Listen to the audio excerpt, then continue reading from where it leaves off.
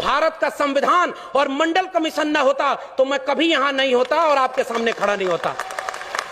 तो जिस सीढ़ी से चलकर मैं आया हूं वो सीढ़ी मेरी आंखों के सामने तोड़ी जा रही है और मंच पर आकर के मैं आपसे तालियां बजवाने के लिए वो बात कहूं कि सब लोग खुश हो जाएं और कल को मुझे वाइस चांसलर बना दें। वो वाइस चांसलरी किस काम की है कि कल वापस जाके जब मेरे लोग मुझसे पूछेंगे मेरी नौकरी बर्बाद हो गई, शिक्षा बर्बाद हो गई, रोजगार बर्बाद हो गया, तुम उन लोगों के साथ बैठ करके कह रहे थे जय भीम जय मंडल।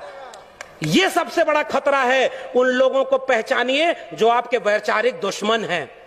मैं ओबीसी समाज से आता हूं और मैं ओबीसी समाज को एक शिकायत करता हूं। इस देश में ज्योतिबा फूले माली जाति से आते थे, ओबीसी थे। डॉक्टर अंबेडकर ने उन्हें अपना तीसरा गुरु बनाया था। शाहू जी महाराज ओबीसी जाति के थे। पेरियार चरवाहा समाज के थे। ओबीसी घरों में इनकी तस्वीरें नहीं है। शिवदयाल सिंह चौरसिया 1928 में बिहार में और उत्तर प्रदेश में आदि हिंदू सभा बनाए और जब हिंदू लोगों ब्राह्मणों के पास गए और उनसे कहे कि मैंने आदि हिंदू सभा बनाया है, इसकी मेंबरशिप ले लो, तो ब्राह्मणों ने कहा हम हिंदू थोड़े ही हैं, हम तो आर्य हैं। तब चौरसिया साहब खड़े हुए और उन्होंने वो पर्चा फाड़ के कहा जब तुम हिंदू हम हिंदू, हम तो ये समझते थे दोनों एक हैं, और जब तुम हिंदू नहीं तो हम भी हिंदू नहीं। और उन्होंने उसका नाम बदल कर कहा depressed classes league, backward classes league. 1948 में उसका लखनऊ में सेमिनार कराया और उसकी अध्यक्षता करने के लिए पेरियार और डॉक्टर अंबेडकर को बुलाया, तब जाके बहुजन एका बनी थी।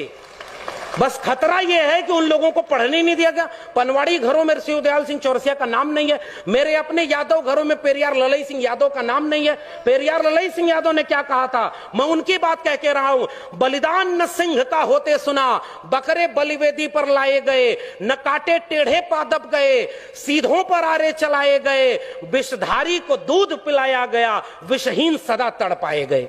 ये कहा था पेरियार ललई सिंह यादव ने।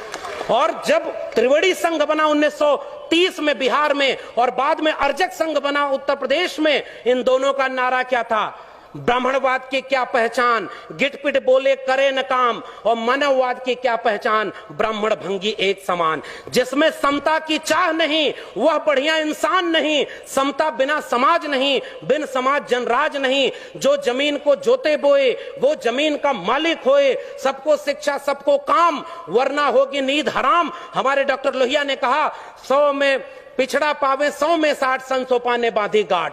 तब उसको जगदेव बाबू और रामस्वरूप वर्मा ने नारे को आगे बढ़ाया कि 100 में 90 शोषित हैं, शोषितों ने ललकारा है, धन धरती और राजपाट में 90 भाग हमारा है। 10 का शासन 90 पर नहीं चलेगा, नहीं चलेगा। जो जमीन को जोते बये वो जमीन का मालिक होए, और राष्ट्रपति हो या भंगी की संतान, सबको शिक्षा एक समान, सबको शिक्षा सबको काम, वरना होगी नींद हराम। और सबको शिक्षा दे न सके जो, वो सरकार निकम्मी है, और जो सरकार निकम्मी है वो सरकार बदलनी है। आप नेताओं के गुलाम बन गए इसलिए क्योंकि आप एकजुट नहीं रहे।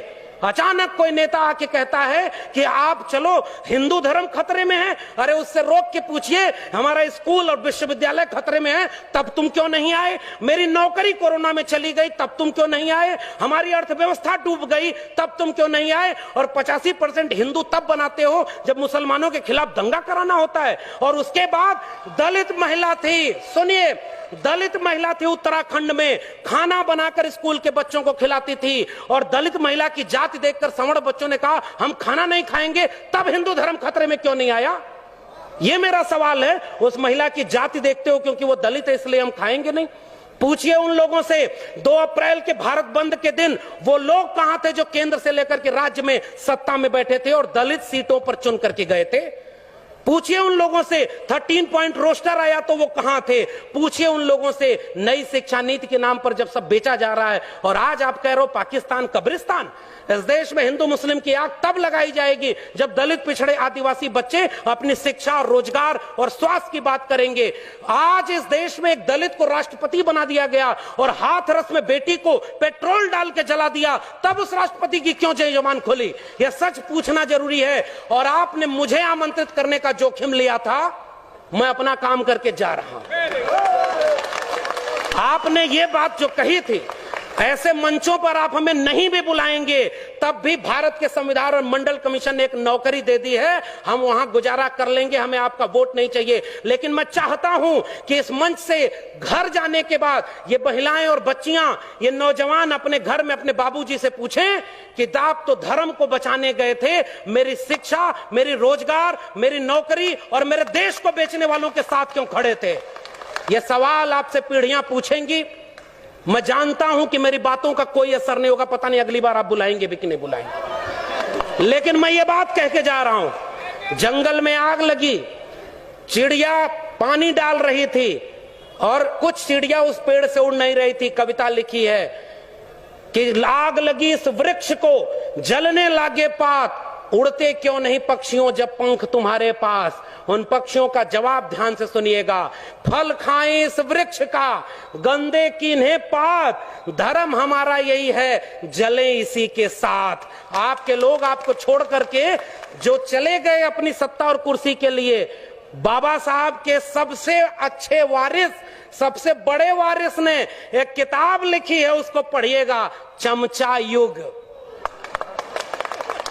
उस किताब में कई किस्म के चमचे लिखे हैं। 1932 में पूना पैक्ट, आज लोग कहते हैं गांधी बनाम गोडसे, गोडसे की मूर्ति और गोडसे के नाम पर इस देश में दंगा। बाबा साहब ने कहा, और यह बात हमें समझनी चाहिए, अपने पुरखों का केवल नाम लेके फोटो पर माला चढ़ा रहे हैं, नौजवानों की पीढ़ी को समझाइए, नहीं तो कल को, आज रामायण देख रहा है टीवी पर, कल राम मंदिर बनवाने चला जाएगा, आपका घर लुट जाएगा, वहां आप खड़े हैं। तब डॉक्टर अंबेडकर रोए थे, पूना पैक्ट जब करके आए।